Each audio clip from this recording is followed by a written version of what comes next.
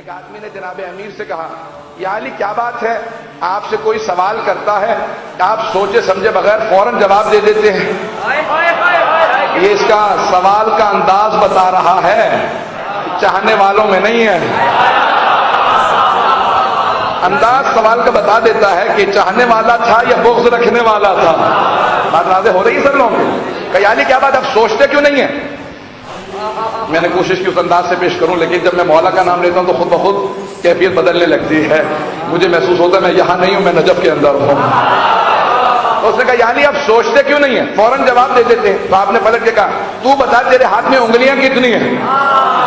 اس نے فوراً کہا 5۔ مولا نے کہا تو نے سوچا کیوں نہیں؟ کہا سوچنے کی کیا ضرورت ہے، ہمیشہ آنکھوں کے سامنے ہے، اب کیا گن کے بتاؤں 1 2 3 4 5؟ مولا نے کہا جس طرح تیری آنکھوں کے سامنے تیری 5 انگلیاں ہیں، مجھ علی کے سامنے کل کائنات ہے۔ انداز میں یوں کہوں کہ جس زبان میں سوال آتا تھا اسی زبان میں جواب جاتا تھا، جس رفتار سے سوال آتا تھا اسی رفتار سے جواب جاتا تھا، جس کتاب سے سوال آتا تھا اسی کتاب سے جواب جاتا تھا۔ میرے مولا فوراً جواب دیا کرتے۔ مولا کا بڑا مشہور معروف جملہ ہے، حدیث ہے، امیر المومنین کی نہج البلاغہ میں بھی ہے اور بے انتہا کتابوں میں، کہ مولا نے متعدد مقامات پہ کہا سلونی سلونی قبل ان تفقدونی۔ اگر اس جملے سے متعلق مطالب پیش کروں تو سننا پسند فرمائیں گے؟ اہل بیت کا سب سے بڑا امتیاز ان کا علم، ان کے بڑے سے بڑے دشمن نے کبھی بھی ان کے خلاف علم کے خلاف کوئی بات نہیں کی، ہمیشہ بڑے سے بڑے دشمن نے اقرار کیا کہ آل محمد سے علم میں کوئی آگے نہیں۔ تو بڑے بڑے دشمن بھی زیر ہو جاتے تھے، گھٹنے ٹیکتے تھے۔ اب میں چند مثالیں پیش کرنا چاہتا ہوں، 2-3 جلدی مثالیں پیش کروں گا۔ مدینے میں کہا جو پوچھنا ہے پوچھ لو اس سے پہلے کہ تم مجھے کھو دو۔ اب میں ترجمہ وہی کر رہا ہوں جو مولا نے کہا، جو پوچھنا ہے پوچھ لو اس سے پہلے کہ تم مجھے کھو دو۔ یہ نہیں کہا اس سے پہلے کہ میں نہ رہوں، کہا اس سے پہلے کہ تم مجھے کھو دو، میں تو رہوں گا تم کھو دو گے، میں رہوں گا قبل ان تفقدونی۔ اب اس کی وضاحت نہیں کروں گا، جو پہنچ گئے وہ پہنچ گئے۔ جو پوچھنا ہے پوچھ لو اس سے پہلے کہ تم مجھے کھو دو۔ تو اب سوالات کرنے لگے۔ ایک صاحب نے کہا یا علی بتائیے میرے سر میں بال کتنے ہیں؟ تو مولا نے کہا کہ دیکھ اگر میں تجھے بتا بھی دوں تصدیق کس سے کروائے گا؟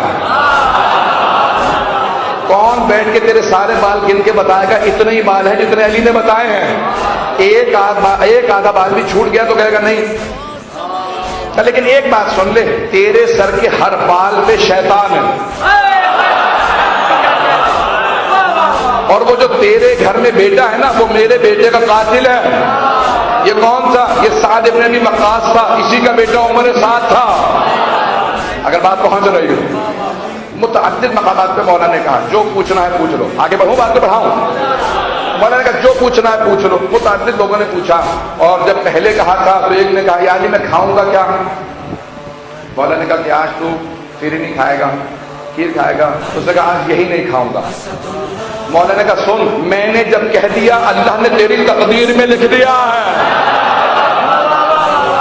آج تو وہی کھائے گا جو میں نے کہا ہے۔ گھر پہنچا، آپ کے ذہنوں میں واقع مجھے صرف اشارہ کرنا، میں ساری تمہید بات رہا ہوں اگلے مرحلے کے لیے۔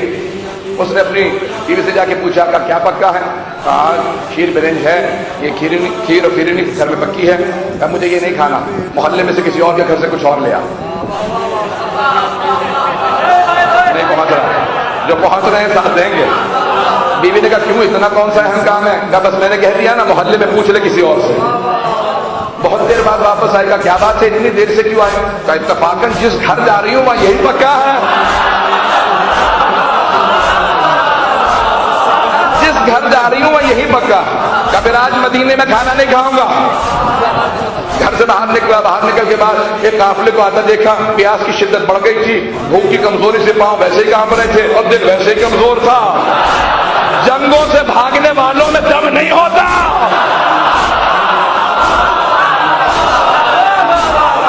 تو قافلے کو آتا دیکھا تھا، قافلے والوں رک جاؤ، کچھ کھانے کو ہو تو دے دو۔ انہوں نے لا کے سامنے وہی پھرنی کھیر رکھ دی۔ کہا کھا لے؟ کہا یہ نہیں کھاؤں گا، کچھ اور دے دو۔ کہا اور کچھ نہیں ہے یہی کھا۔ کہا یہ نہیں کھاؤں گا۔ اٹھا، انہوں نے کہا سن ہم اس قبیلے سے ہیں کہ اگر کوئی مانگے اور کھانے سے انکار کر دے تو ہم مار پیٹ کے کھلاتے ہیں۔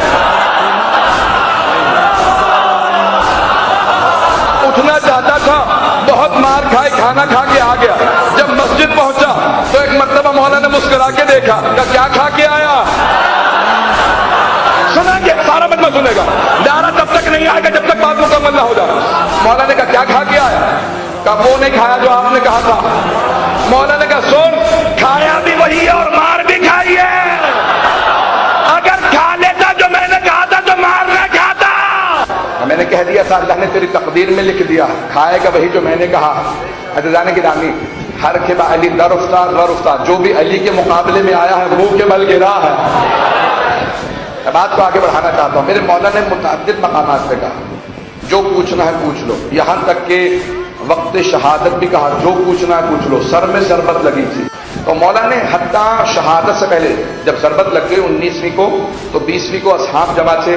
مولا نے کہا جو پوچھنا ہے پوچھ لو. تو میں اکثر سوچا کرتا تھا مولا نے یہ شہادت سے پہلے کیوں کہا جب اتنی مرتبہ کہہ دیا تھا جو پوچھنا ہے پوچھ لو. یہ شہادت سے پہلے ضربت کے بعد کیوں کہا جو پوچھنا ہے پوچھ لو؟ جب پہلے کہہ چکے تھے کافی تھا. اب جس نتیجے پہ میں پہنچا آپ کے سامنے پیش کرتا ہوں, اگر دل کو لگے تو جواب دیجیے گا.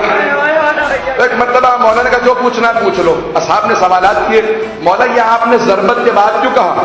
کہا کہ میں ہوں وصی محمد, میں محمد مصطفیٰ صلی اللہ علیہ وسلم کا وصی ہوں. ان کے آخری لحظوں میں کچھ ملعونوں نے ہذیان کا الزام لگا دیا تھا, تو میں یہ کہنا چاہتا ہوں ان کے خلاف دلیل کے طور پہ میرے سر میں ضربت لگی ہے, پھر بھی جو پوچھنا ہے پوچھ لو.